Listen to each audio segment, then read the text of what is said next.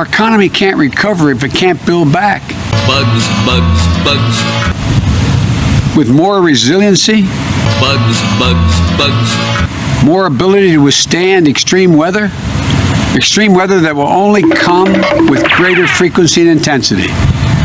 The unrelenting impact of climate change affects every single solitary one of us.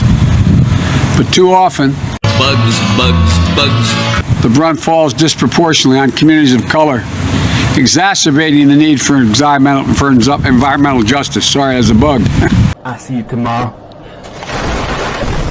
Bruh, chill. My time has come. A Senate vote in D.C. to a Democratic debate in New Hampshire.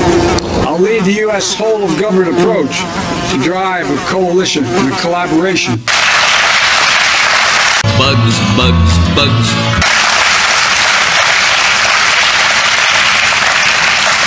I won't ask the people, I know no woman is over 50 years of age here, but the men are over 50.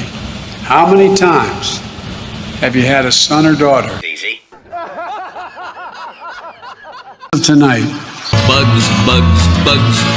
that number is 603,018 people have lost their lives. There are husbands and wives. Bugs, bugs, bugs.